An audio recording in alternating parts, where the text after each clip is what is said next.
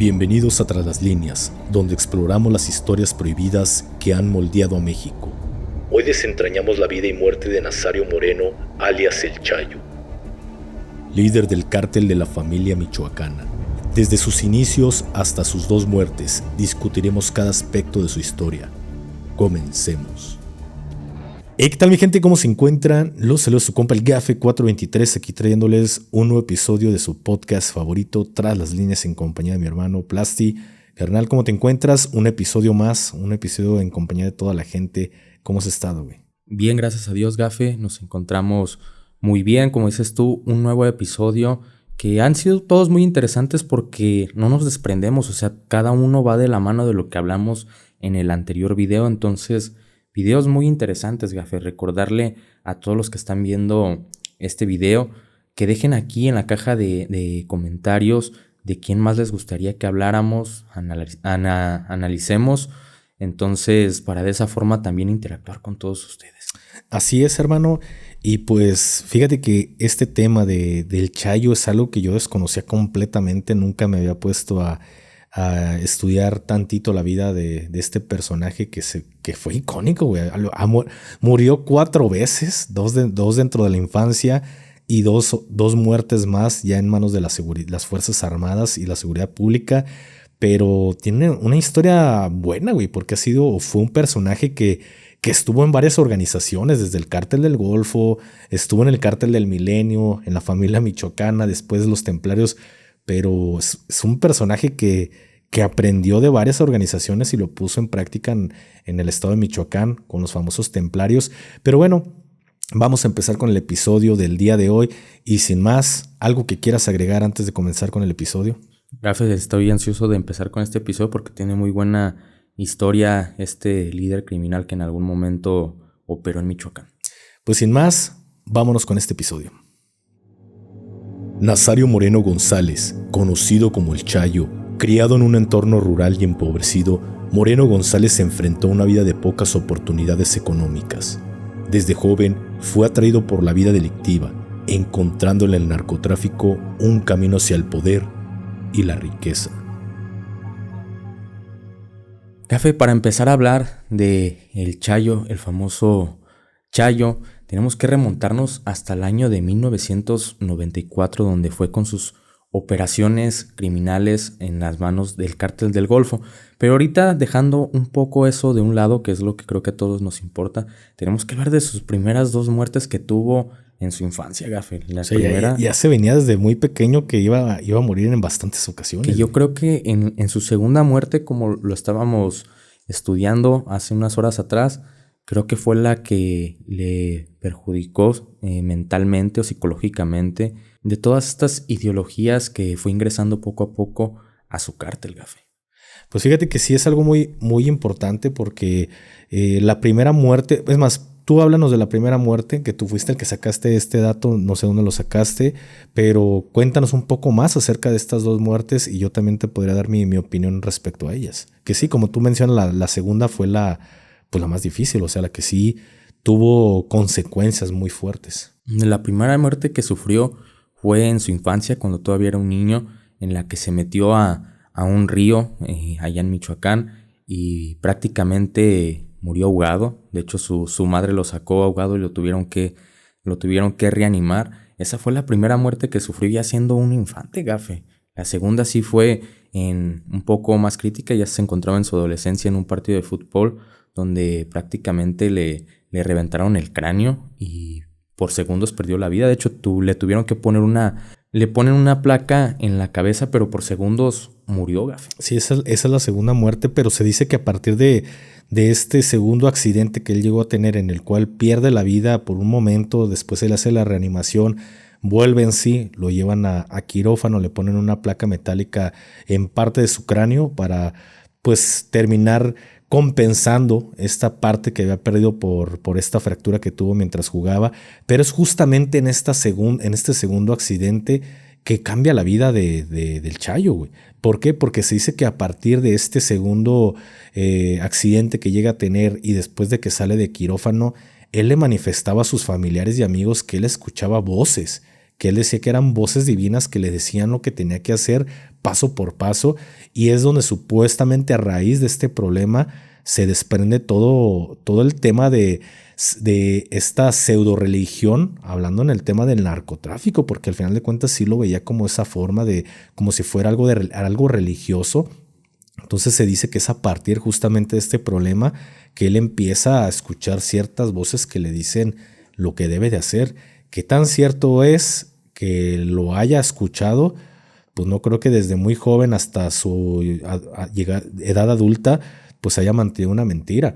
Muy probablemente sí escuchaba voces, no sabemos si se convirtió en una persona esquizofrénica o en realidad algo o alguien le estaba diciendo qué hacer. Entonces es algo importante saber que esta persona desde su niñez ya había sufrido 2 muertes, porque más adelante en el 2010 y en el 2014 vuelve a recibir otras o sufre otras 2 muertes en manos del gobierno mexicano, pero nos estamos adelantando un poco.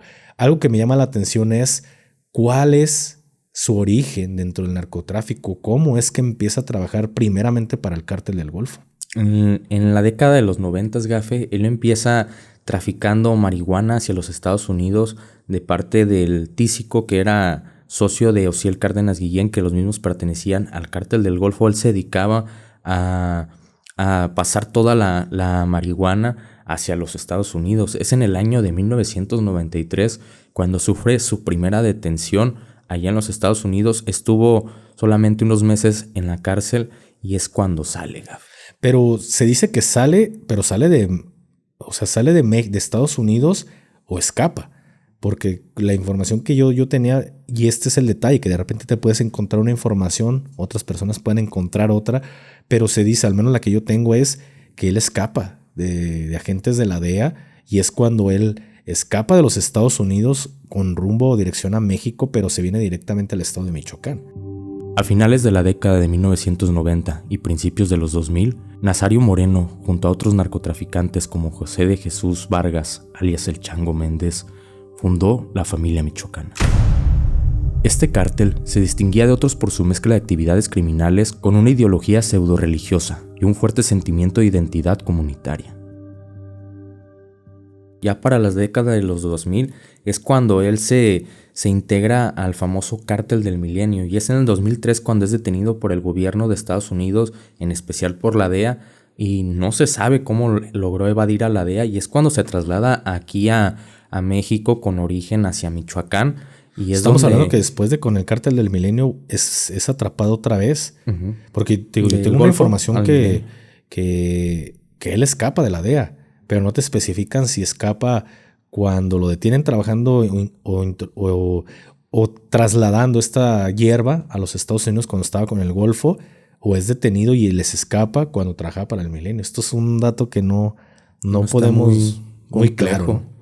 Entonces es ahí, Gafe, cuando él regresa en 2003 y junto con el Chango Méndez empiezan a formar la famosa Familia Michoacana, que fue uno de los cárteles más importantes en aquellas épocas. Fíjate que justamente por el mismo tema del Cártel de Michoacán o de la Familia Michoacana es cuando se empieza a desprender una ola de violencia nunca antes vista en el estado de Michoacán, porque una ola de violencia que hasta el día de hoy sigue azotando a este estado en general. Michoacán es un estado rico en muchos sentidos, güey. O sea, tienen desde una temperatura o climas calurosos que favorecen a la siembra y la cosecha de lo que viene siendo el limón, entre otras frutas como por ejemplo el mango. Podemos encontrar mucha papaya en aquella parte de tierra caliente en Michoacán, pero también encontramos puntos importantes como el aguacate, que se dan temperaturas pues muy frías, y de hecho inclusive en Michoacán está la capital mundial del aguacate, que es en Tancítaro, si mal no recuerdo. Entonces existe muchísimo dinero en todo el estado. No es como que de repente vas a un estado y cierto municipio es el que genera el recurso para todo el estado. No, estamos hablando que en Michoacán, en todas partes, en todos los municipios generan algo, y es un estado rico en producción en general, güey. Desde frutas, textiles, muebles, comida. O sea, genera muchísimo dinero el estado de Michoacán, y es donde pues el Chango y el Chayo ven un negocio muy importante, lejos únicamente de traficar con estupefacientes, también empiezan con el cobro de piso, güey. Cobro de piso para todas las personas en este lugar, pero también inicialmente empieza creándole a su organización o a la gente que estaba queriendo ingresar a la familia michoacana, les empieza a meter un adoctrinamiento pseudo religioso llevado al narcotráfico, güey. Sí, porque fíjate que cuando empiezan con lo de la familia michoacana, supo más que nada el Chayo jugar bien con la mentalidad de la población, porque acordemos que empezó ayudando a las comunidades más pobres de Michoacán, apoyándolos monetariamente en actividades comunitarias. Sí, los ponía a barrer, güey. A los sicarios se ponían a barrer las calles, a limpiar, a hacer todo este tipo de servicios para empezarse a ganar el aprecio de la gente.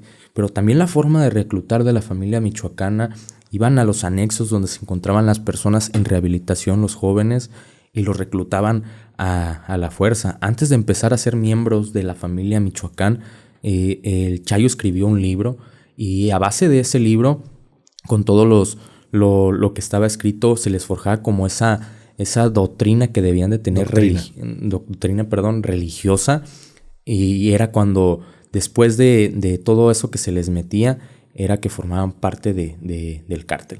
Claro, en este libro, que no sé si esté a la venta en algún lugar o simplemente lo mandaba a imprimir y se los entregaba a sus futuros miembros de esta organización, pero recuerdo que como título tenía el de Pensamientos, que era una...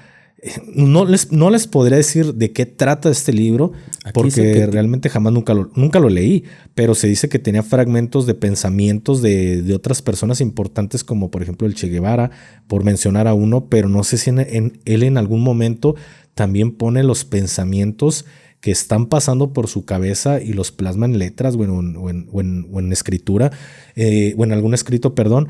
No sé de qué trataba este libro, pero para ser parte de la familia michoacana era lectura obligatoria, güey. Sí, de hecho dice que eran pasajes o frases de la Biblia de la obra El Más Loco, y aparte también estaban algunas pasajes de obras de los Testigos de Jehová y pensamientos que él tenía que metió en su libro, y esa era la forma que se les metía esa idea a sus miembros de su cártel.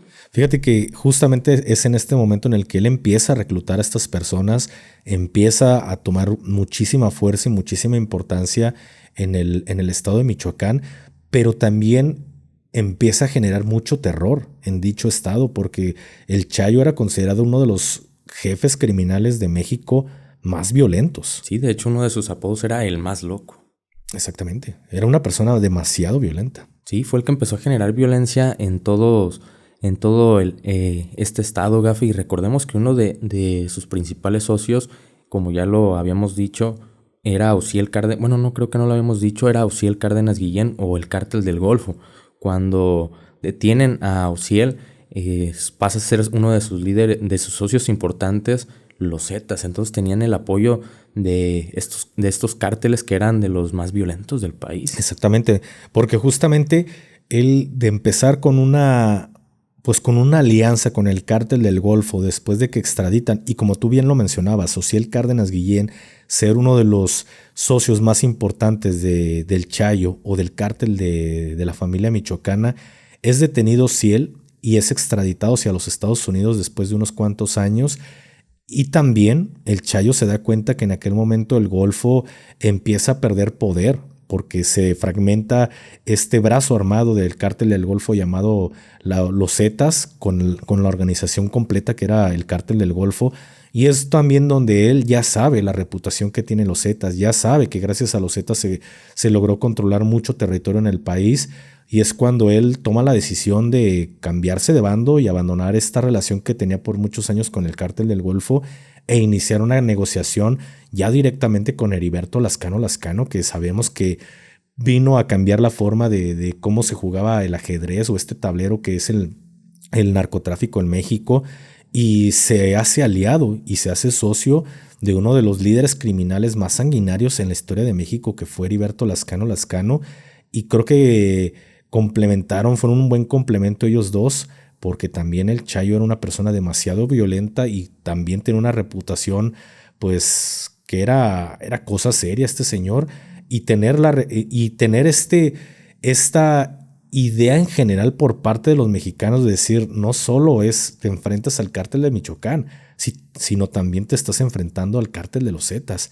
Imagínate el terror psicológico que estaban viviendo las diferentes organizaciones y en general, pues las personas que son los que están en la línea del frente, que son sus sicarios. Imagínate el terror que sintieron en ese momento, saber que no solo estás peleando con los Zetas, también estás peleando con sus aliados que cuentan con una de las organizaciones también más violentas del país, que era la familia michoacana. ¿Cómo se sentían en ese momento? Y a eso también súmale, Gafe, que no se nos olvide que cuando Felipe Calderón declara la guerra, inicia en Michoacán y resistió al operativo, porque fue uno de los primeros operativos y uno de los más fuertes, y fue en Michoacán. Y estamos hablando que tenían la barra libre completa por parte del gobierno y ahí podían hacer federal, lo que querían, Gafe. Entonces resistieron a todo este operativo la familia michoacana y fueron poco a poco creciendo más. Porque sabemos que empezaron aquí, en Michoacán, este operativo, y como lo dijiste tú, pues el ejército podía hacer lo que quería. Exactamente. Y es justamente donde Calderón inicia esta guerra contra el narcotráfico en el estado de Michoacán. Empieza su empresa que este señor llega a iniciar tomando su administración como presidente, pero las cosas no salen nada bien. Realmente sí empiezan a mermar el poder de esta organización, pero resistieron a este año tan sangriento que se vivió en este estado con este operativo llamado Operativo Michoacán, si mal no recuerdo. Entonces, pues son meses en los que las tropas mexicanas o las tropas del ejército mexicano empiezan a tener este tipo de enfrentamientos nuevos. Hasta ese momento era nuevo que tuvieras a elementos del ejército mexicano combatiendo contra criminales de esta organización llamada la familia michoacana. Fue el inicio de esta guerra gobierno-narcotráfico. Ya no solo era narcotráfico entre ellos mismos, sino también el gobierno inicia con esta campaña en contra de las organizaciones criminales. Imagínate cómo se volvieron las calles de Apatzingán, las calles de Uruapan, por poner algunos ejemplos. Se convirtieron en zonas de guerra. En general, Michoacán se convirtió en una zona de guerra, y todavía la última vez que yo tuve el honor de pisar este estado, pues sabíamos lo difícil que era trabajar ahí, güey. O sea, es un estado en el cual la gente es muy hermosa, es muy amable, güey. Es a todísima madre el michoacano, pero también vive con el miedo constante porque ellos han vivido la guerra contra el narcotráfico no solo desde el 2006, sino previo, cuando el Chayo empieza a tomar poder. Llevan cuántos años con guerra hablando en tema de narcotráfico. Creo que ya llegaron hasta un punto en el que las personas ya están hartas, güey, que es donde también inician estas primeras famosas policías comunitarias. También iniciaron en Michoacán, pero estamos hablando que Michoacán fue la que más embates tuvo en contra del narcotráfico y donde más cosas fuertes se vivieron. Entonces era de esperar que la misma gente se levantara en armas. Sí, Gafe. Una de las cosas que fue la que terminó crucificando al Chayo fue cuando asesina a 13 policías federales. Ahí es cuando se pone en los ojos del gobierno federal. Es cuando también Estados Unidos lo voltea a ver y empieza a pedir que la cabeza del Chayo. Fíjate que exactamente, que ahorita ya para cambiar al siguiente punto, justamente Michoacán era de los estados más conflictivos, y en los que decían, o cuando nos decían a nosotros, van de operaciones de alto impacto, era como, no Tamaulipas, no Michoacán, no Tamaulipas, no Michoacán. Era lo que nosotros pensábamos, güey, porque Michoacán era una zona peligrosa, güey. Pues creo que hasta la fecha, ¿no? Lo sigue siendo. Lo sigue siendo, pero fue un punto muy importante el haber ido al estado de Michoacán a combatir, y más todavía cuando salen las famosas autodefensas. Era muy complicado el estar laborando ahí, pero vamos a pasar al siguiente punto, porque justamente diste en algo en un punto muy clave, güey, que fue la muerte de los policías federales en el estado de Michoacán y el operativo que da con la primera muerte del Chayo.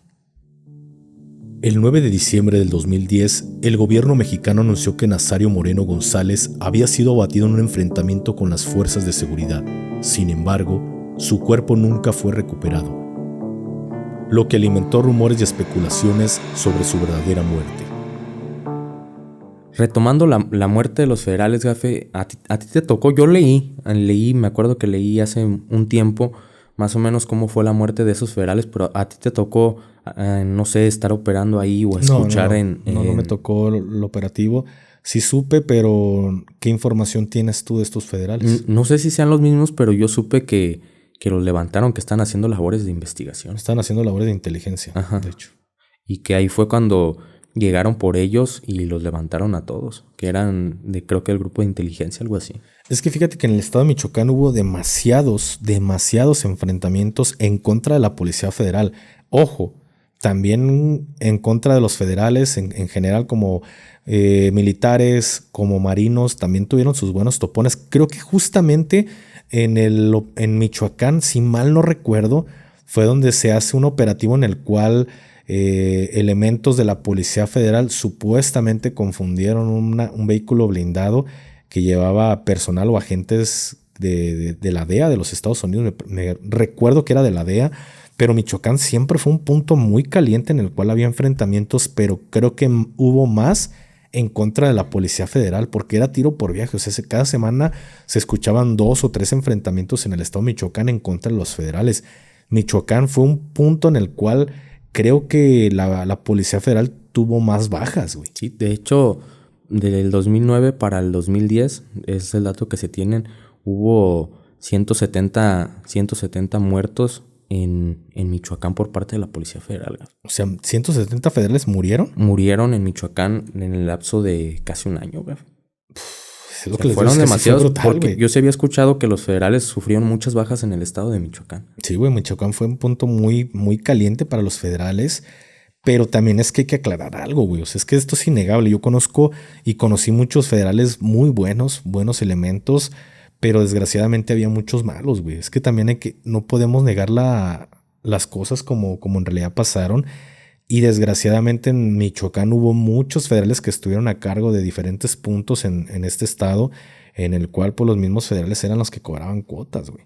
Entonces era como una guerra interna entre a ver quién cobra la cuota, si los policías federales o la familia michoacana, güey. O sea, sí era como esa guerra interna entre ellos, a ver quién controlaba el estado y quién pedía las cuotas, güey. Porque es algo que no podemos dejar como o pasar por un lado, güey.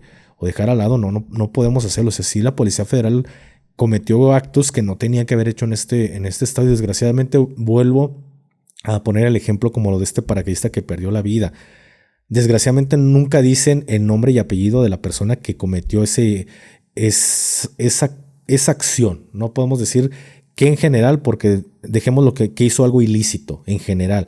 Nunca dicen, el elemento Plastif con apellido tal realizó esta acción. Siempre es el Ejército Mexicano, la Marina, la Policía Federal. Y no, güey, o sea, el Ejército Mexicano tiene 400,000 elementos. La acción de uno no la hacen los 399,000, no la hacen ellos, güey. La acción la hace una persona que tiene un nombre y un apellido. Desgraciadamente terminas quemando a toda la institución o a toda la corporación que en este caso, por el mal actuar de algunos elementos de la Policía Federal, terminaron manchando la imagen de todos los federales. Y esta imagen fue muy negativa en el estado de Michoacán. Demasiado. O sea, la gente no quería a la Policía Federal en este estado, güey. No los querían. Y eso la misma gente te decía, no queremos a la federal aquí, no queremos a los federales aquí, porque ya tenían este historial de que eran pasados de lanza y que no solo a la gente que estaban metida en temas de narcotráfico, sino que también con la ciudadanía en general eran pasados de lanza. Entonces, por eso eran estos conflictos tan agresivos por parte de la familia michoacana, porque hasta un cierto punto, pues ellos les convenía, o sea, la misma familia michoacana le convenía el hecho de decir, queremos quedar como que nosotros somos los buenos y como que los policías son los malos. Llega un momento en el que levantan a estos elementos de la Policía Federal, les terminan matando a 3 elementos de esta unidad y desgraciadamente se ponen en el reflector de las Fuerzas Armadas y del gobierno mexicano y también del gobierno estadounidense, que es cuando se da la orden de dar cacería, dar caza, captura o aniquilación del Chayo, y es cuando supuestamente se lo topan en una carretera, tiene un enfrentamiento En Apatzingán. en Apatzingán y muere, güey. Supuestamente es la primera muerte que tiene el líder de la familia michoacana. Fíjate que ahorita que mencionas eso, Gafe, era lo que hemos hablado anteriormente, de que antes cuando se tocaba un elemento o le hacían algo a algún elemento, pasaban este tipo de situaciones que se ponían en el ojo del huracán y no descansaban hasta dar con los responsables, cosa que ya no vemos en la actualidad.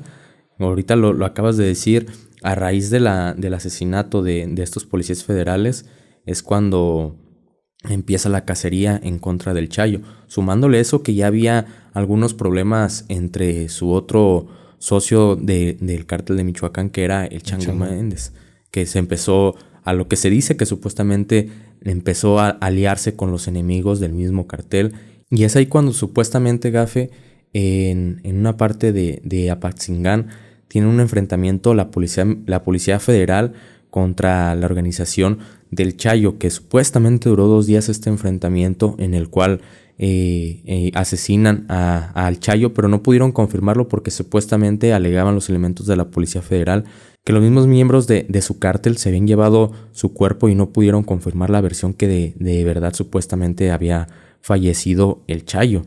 Es ahí cuando vienen algunas cosas, se podría decir curiosas, Gafe, porque es ahí cuando en este lapso de tiempo, cuando supuestamente el Chayo está muerto, lo terminan en una parte de Michoacán hasta siendo un narcosanto. En alguna parte de Michoacán, vamos a omitir el nombre, pero lo terminan haciendo un santo al Chayo. Fíjate, y es justamente en este momento que el Chayo aprovecha esta confusión del mismo gobierno que se tiene. Y digo confusión porque no sabemos si hubo un arreglo por parte del Chayo con algún mando policial de la federal que dijera, ¿di qué me abatiste, güey? ¿Di qué me abatiste y no salgas de ahí? Porque justamente él aprovecha este punto en el que no sabemos si fue por confusión o por corrupción, pero él aprovecha y empieza a manejar todo el tema bajo el agua. Y es donde se dice que él mismo apoya con la creación y este cambio de que en vez de que sea familia michoacana pase a ser los caballeros templarios, y es donde también termina siendo apoyado por una persona que hasta por muchos años teníamos el dato de que él era líder de la organización llamada los Templarios, los Caballeros Templarios, metiendo con más fuerza todo este tema pseudo religioso encaminado al narcotráfico, y es donde él comienza a cambiar una organización a otra, en el cual decían, pues los michoacanos, el cártel de la familia michoacana pide cuotas, nosotros no. Se empiezan a ganar nuevamente el cariño y el apoyo de la misma población, pero la gente no tardó mucho en darse cuenta que pues era exactamente lo mismo, que estaban haciendo exactamente el mismo modus operandi que hacía la familia michoacana, pero todos creían que el líder o el personaje más importante de la organización justamente era la Tuta, una persona que venía siendo maestro de primaria. De un día para otro se convierte en uno de los máximos líderes de la familia de los caballeros templarios, güey. Sí, porque vimos que también en los templarios tenían esta ideología pseudo religiosa, Gafe, de cómo les hacían su iniciación a los miembros. Veíamos que hasta les hacían cometer actos de canibalismo para poder ser parte de este cártel. Para ganarte la dicha de estar en esa organización. Y es justamente donde vemos que también los templarios empiezan con todo este tema pues demasiado agresivo. Hablando en tema de narcotráfico, se empezaron a volver también demasiado agresivos, sus cuotas eran demasiado agresivas y tampoco se dejaban por parte de las Fuerzas Armadas. Es cuando surgen las primeras famosas policías comunitarias. En todo lo largo y ancho del territorio michoacano surgen estas famosas policías comunitarias que inicialmente pues tuvieron este conflicto con las fuerzas del orden en general, desde la Policía Federal hasta el Ejército y Marina, y también la seguridad pública en general, pero pues rápidamente se hace como una especie de no agresión, que esto también se tendría que tomar en cuenta, güey, y nunca se ha tocado, porque Peña Nieto se presta para esa negociación y decir, la policía comunitaria no se le toque. O sea, era la orden que a la policía comunitaria no se le tocara, y era donde tenías como que este conflicto, porque de verdad era una orden que nosotros como Fuerzas Armadas teníamos a la policía comunitaria: no se le desarme, no se le toque y no se le moleste. Era una orden que nosotros teníamos. Y desgraciadamente, de repente llegaba la policía comunitaria y cualquier mamadita y te querían golpear, te querían desarmar siendo militar. Después, lo que era molesto para nosotros es de que la misma población nos decía a nosotros: es que pues la policía comunitaria son los mismos, es el mismo cártel. ¿Cómo que el mismo cártel? Sí, es que son las 4 letras las que están detrás de todo esto. Ellos son los que están financiando la compra de armas, de personas y demás. Porque inicialmente la policía comunitaria entra como algo sano que trata de ayudar a la población y a las comunidades, pero rápidamente pues las termina consumiendo, reclutando a la fuerza el cártel Jalisco, diciéndoles: nosotros vamos a acabar con esta organización llamada Templarios, nosotros no pedimos cuotas, no esto, permítanos ayudarles, les vamos a ayudar. Y desgraciadamente lo demás es historia. Terminaron quedándose con toda la policía comunitaria y terminan teniendo esta charola de inmunidad que el mismo gobierno federal les había dado. Entonces tú te los topabas en las carreteras y cargabas arma, güey. Estabas con el Cristo en la boca de a ver si no había plomazos, porque sabíamos que era el cártel del Jalisco, pero al final no podíamos hacer nada porque era una orden, güey. Era algo como si nosotros tuviéramos una simple especulación, porque no era nada confirmado, era lo que la gente nos decía. Pero nosotros nos basábamos y nos fiábamos mucho en lo que la misma comunidad nos decía de: ellos son el cártel. Imagínate estar pasando a un lado de ellos como si nada. O sea, siempre había zona de conflicto. Recuerdo que en algún momento, pues a mí me tocó parar al doctor, güey. Al doctor Mireles nos tocó pararlo en carretera y tú los veías a todos sus elementos de seguridad y tú decías: ni madres, güey. O sea, estos vatos no parecen campesinos, güey. O sea, no parecen aguacateros, no parecen... No, güey. Estos vatos se ve que son malandros. Sí, y con armamento que seas Barrett, güey. Traía hasta Barrett, el doctor Mireles traía hasta un Barrett en su camioneta, güey. Porque de un principio, cuando veíamos a los de la comunitaria, traían rifles de caza. Sí, güey. A muchos todavía hasta tenían machetes. Entonces, de repente ya ves que un miembro de la policía comunitaria ya trae un cuerno, ya trae una R. Traían Galil. Galil del... A mí hasta me tocó ver en una ocasión que hasta traían un Scar. No, entonces, es que estaban bien armados, güey. Güey, ellos se justifican diciendo: es que es el armamento que le quitamos a los malandros. A los malandros, pero... No, y de hecho sí era la justificación de que... Porque recuerdo que es que los paramos al doctor. Mi cabo le preguntó: ¿y estas de dónde las consiguen? Si no se pueden comprar aquí y no las pueden pasar de Estados Unidos. No, lo que le quitamos a los malandros después de que nos los chingamos. De hecho, hay un documental muy fregón, Gafen. No sé si lo has visto, que se llama Tierra de Cárteles. No. Está en la plataforma de streaming en La Roja. Entonces ahí la puedes mirar. ¿Cuál es La Roja? ¿Sí podemos decir el nombre? Está en Netflix. Entonces ahí la puedes mirar. Y es un documental, no es una película. Y te habla desde los inicios de la policía comunitaria hasta el final y cómo fue que terminaron pasando todo esto de las traiciones. Uno de los errores de la policía comunitaria fue que empezaron a aceptar a los mentados perdonados, que eran miembros también de otros cárteles que estaban combatiendo, que según ellos ya no querían ser parte de eso, y los agarraban en las filas de las policías comunitarias, que al final fueron los que terminaron traicionando toda la policía comunitaria. Sí, y al final de cuentas, pues volvemos a lo mismo. Terminas también reclutando, o cuando menos se dieron cuenta ellos, ya no pertenecía, ya no era una policía comunitaria limpia en ese sentido, sino que pues ya realmente estaban bajo el mando de las 4 letras. Y eso creo que propició a de que la gente perdiera esa fe en la policía comunitaria, y ya la gente no sabía dónde arrimarse, güey, porque tenías a la policía comunitaria que al final de cuentas eran malandros, pero también tenías al cártel de los Caballeros Templarios, que era una organización muy violenta y que pedía unas cuotas exageradísimas, güey. Y eso lo seguimos viendo hasta el día de hoy. Creo que a raíz de todo lo que estaba ocurriendo en aquel momento, en aquella parte, es cuando detienen justamente al Chango, y el Chango, pues él también lo dice. Pues no, los templarios están siendo dominados y están siendo controlados por su líder, que es el Chayo, y todos, ¿cómo que el Chayo está vivo si fue abatido en el 2010? ¿no? Él se ha hecho pasar por muerto y lo maneja muy por debajo del agua para que el gobierno no lo esté buscando. Por eso no se está metiendo en problemas, pero la tuta no es el líder de la organización. El verdadero líder es el Chayo. Y es cuando por muchos años se creía que, o sea, existía esta duda si era cierto o no.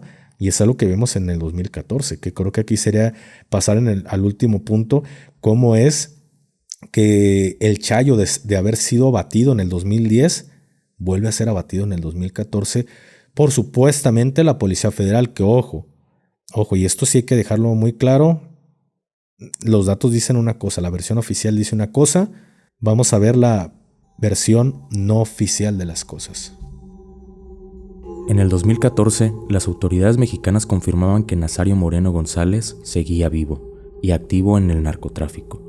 El 9 de marzo de 2014, en un operativo en la región de Tierra Caliente, Michoacán, el Chayo fue abatido en un enfrentamiento con las fuerzas de seguridad.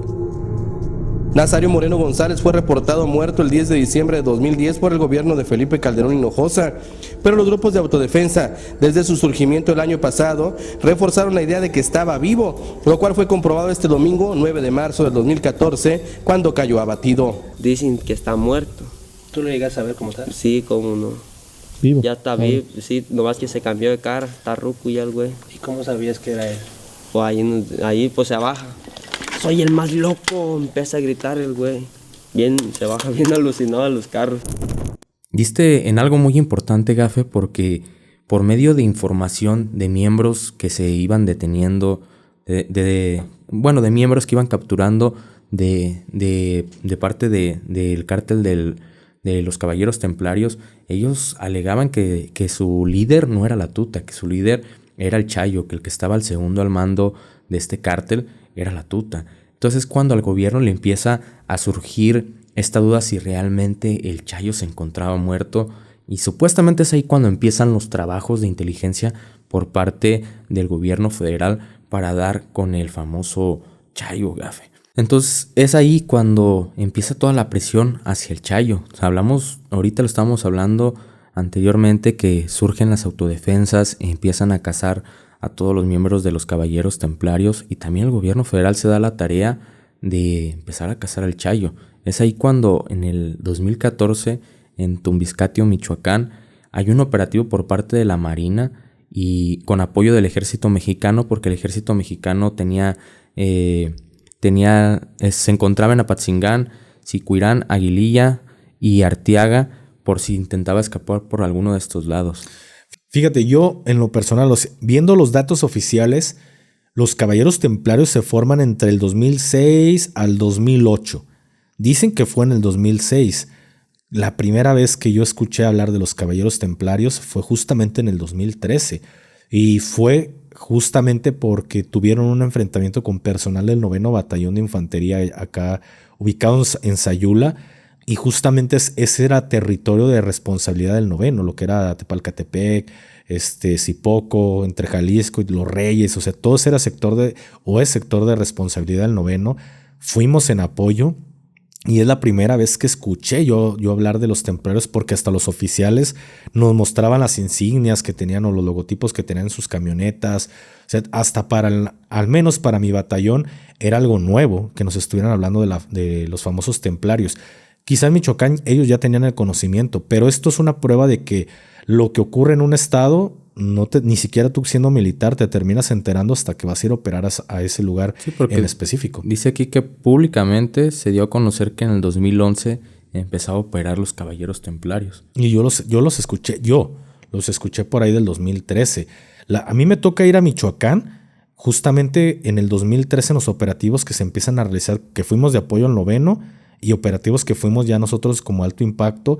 A mí me toca el surgimiento de cuando los templarios andaban con todo y cuando la policía comunitaria, desde que andaban con todo en el sentido de, a mí me toca conocer a los comunitarios cuando ellos entran como una policía comunitaria hecha por la misma comunidad. A mí me toca ese primer contacto con ellos de que era algo nuevo para nosotros ver a los civiles armados, pero también meses después me toca el escuchar cómo la policía comunitaria, y esto ya por parte de los mismos, de la misma ciudadanía, cómo los comunitarios ya estaban siendo absorbidos por las 4 letras, güey. Entonces, para mí me toca esa transición desde que cambian a ser templarios, desde que cambia y surge la policía comunitaria. Justamente me toca estar en Michoacán cuando se hace la detención de la tuta, güey. Justamente me toca estar en ese mes en la detención y o sea, la cosa se calentó muy cabrón en Michoacán. Pero aquí volvemos un poquitito, nos vamos un poco después de la detención de la tuta, cuando supuestamente abaten al Chayo y lo abate la Marina. Algo que sí te puedo decir, y eso para elementos de la Policía Federal y del Ejército y de la Marina, lo raro es que nunca había marinos en Michoacán. O sea, no digo que no había, pero era así, güey, así de marinos en Michoacán. Por eso es algo que a mí no me cuadra. Ni a mí, pero No, ya ves que Peña era el que todo le aventaba al... Exactamente. Como hoy en día, o sea, así como en el sexenio de Calderón se apoyó del ejército mexicano, Peña Nieto se apoyó de la Marina, Obrador se apoyó actualmente de la Guardia Nacional. Hoy en día, ¿qué escuchas de la Marina? O sea, todavía recuerdo que cuando yo empecé a hacer videos de YouTube, existía esa duda porque veníamos saliendo de la transición del gobierno de Peña Nieto, que la gente me decía, oiga, Gafe, ¿la Marina es mejor que el ejército? ¿Sabes cuánto tiempo veo que no me ponen ese comentario? Porque la gente ya olvidó a la Marina en ese sentido. Porque justamente, ojo, no estamos diciendo que la Marina sea mala, pero cuando la gente empezó a conocer ese boom de la Marina fue justamente porque el gobierno federal, a través de Peña Nieto, nos hacían o le daban todos los créditos a la Marina. A mí me tocó estar personalmente en un operativo en Tamaulipas en el cual los reporteros que llevábamos en los helicópteros sabían que éramos militares, que éramos el ejército mexicano, que éramos del cuerpo de fuerzas especiales, y en su nota dicen, fue la Marina. Para nosotros fue un insulto de decir, no mames, pinches reporteros, pero sabíamos que este pedo pues era órdenes del mismo gobierno federal. Entonces, poniendo esos datos de que Peña Nieto, todos los resultados se los daba a la Marina, no dudo que haya sido lo mismo, y más porque güey, hubo un año en el que me la viví en puto Michoacán, güey. O sea, bajábamos de Michoacán, íbamos a Tamaulipas, y otra vez regresamos de Tamaulipas, vámonos a Michoacán, que fue por ahí del 2013.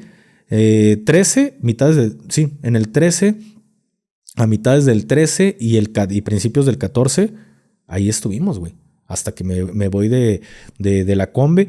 Pero, güey, mi último lugar donde yo fui de operaciones de alto impacto siendo convencional fue Michoacán. Creo que fue de los años más peligrosos en Michoacán, ¿no? Cuando se desató la violencia del 13 y 14. El pedo estaba muy cabrón. O sea, a mí me tocó ir. Es más, en una ocasión estamos en adiestramiento a nivel batallón, acá en Jamay, y nos faltaba una semana, güey, para concluir el adiestramiento, y de repente llegó el madrazazo de salgan al día de mañana, porque estamos concentrados todo el batallón, salgan el día de mañana, primera hora, están desplazándose a Michoacán. Güey, ni siquiera el adiestramiento lo alcanzamos a culminar. Fuimos de apoyo, o sea, güey, hubo un año en el que todo el puto año estuvimos en Michoacán, y esto van a decir las personas, ¿pero qué tiene que ver? Para mí es algo muy importante porque yo no me topaba con marinos, güey. O sea, siempre eran con tropas del mismo ejército de otros batallones o regimientos o policía federal. O sea, si me dijeran, güey, había policía federal, ¿qué había más presencia en Michoacán? Yo te podría decir, en lo personal, lo que más presencia encontrabas de gobierno en Michoacán era policía federal. Y después ejército mexicano y marina. Puta, le dirán los de acá del norte de Jalisco. No, pútale. No te encontrabas nada, güey. O sea, era muy raro que vieras un marino, güey. Sí, porque de hecho, si tú te pones a investigar, Gafe, alguna detención, aseguramiento, enfrentamiento, algo, pues nada dice que la Marina, ¿eh? Todo dice o la Federal o el Ejército Mexicano, y hasta en reportajes, videos que te pones a buscar, nunca se ve a ninguno de la Marina. No, inclusive la tuta, ¿por quién fue detenido, güey? Por la Policía Federal. No es como que tú me dijeras, güey, ¿en dónde encontrabas más presencia de los marinos? Pues en Tamaulipas, güey. O acá en Veracruz. O sea, había puntos muy específicos donde te topabas marinos. Porque la gente en el sexenio de Peña Nieto creía que el país estaba saturadísimo de marinos.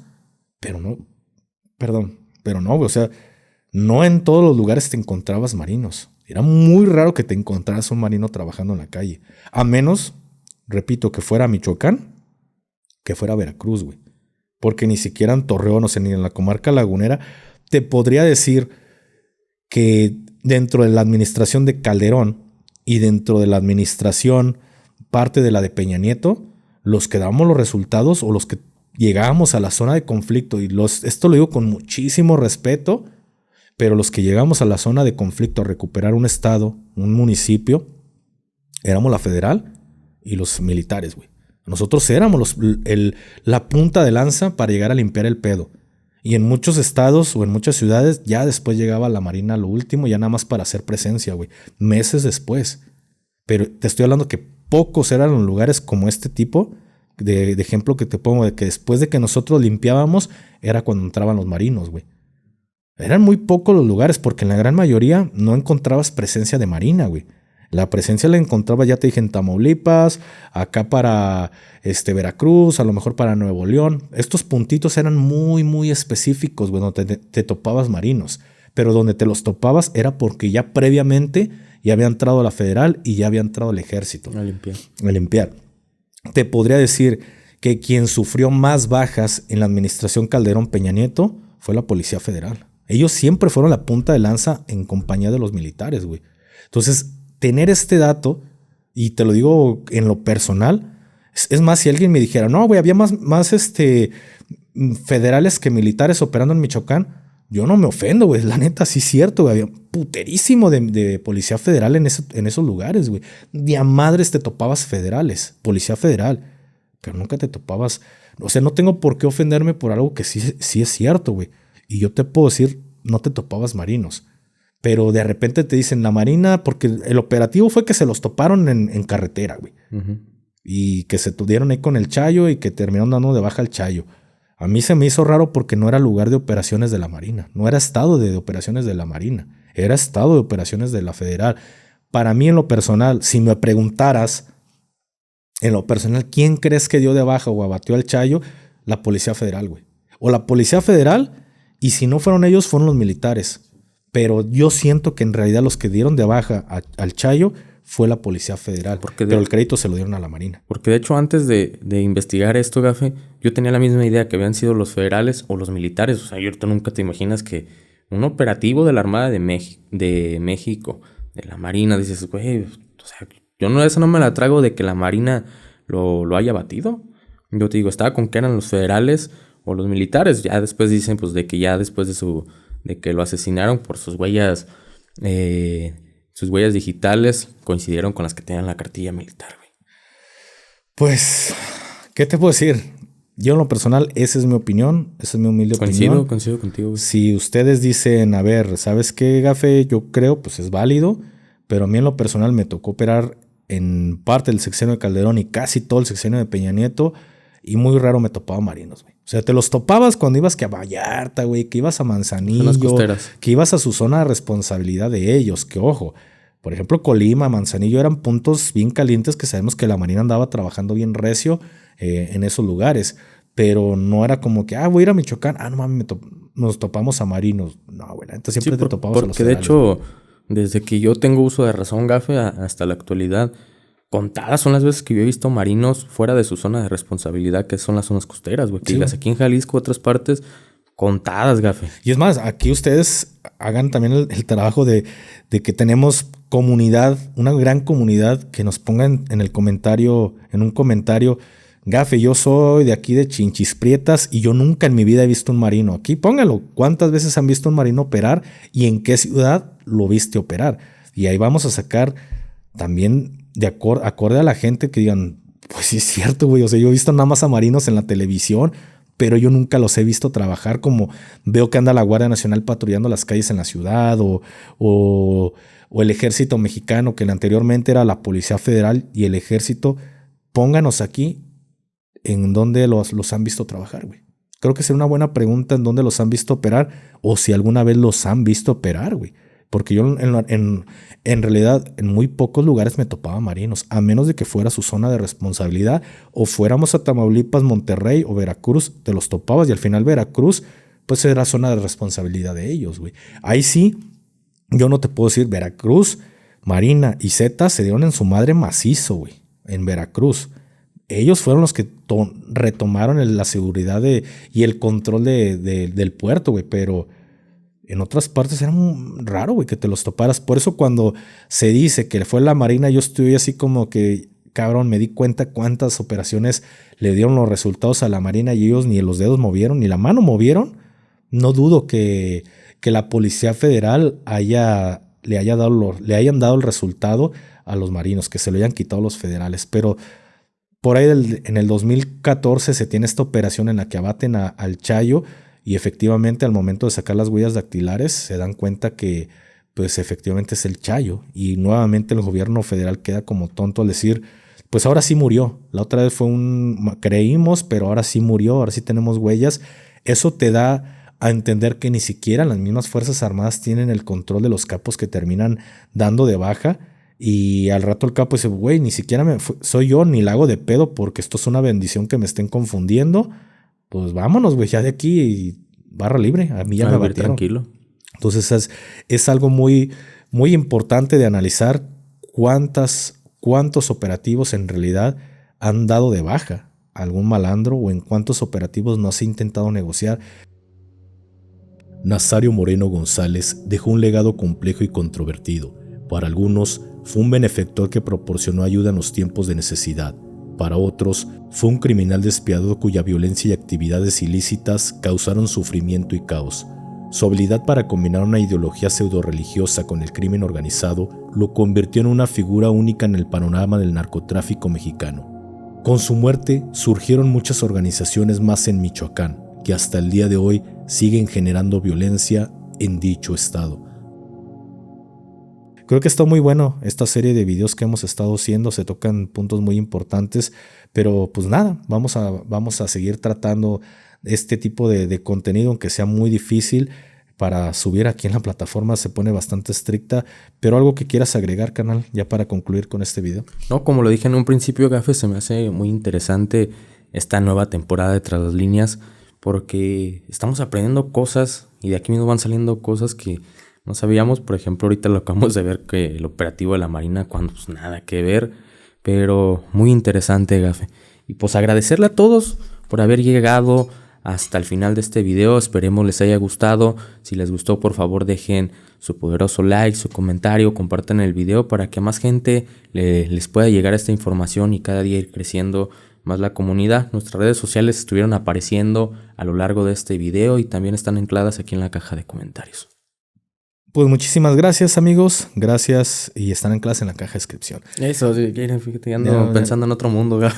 Pero bueno, gracias a todos ustedes por haber llegado hasta este punto. Ya lo dijo todo Plasti, nada más recuerde que es en la caja de descripción y no en los comentarios. Pero sin más, se despide usted su compa el Gafe 423. Y su compa Plasti. Nos vemos en un siguiente video. Hasta la próxima. Bye. Si te ha parecido interesante este video, no olvides suscribirte, darle like y compartirlo. Continuaremos explorando estas historias en futuros episodios de Tras las Líneas. Síguenos en nuestras redes sociales para más contenido exclusivo y actualizaciones. Gracias por vernos.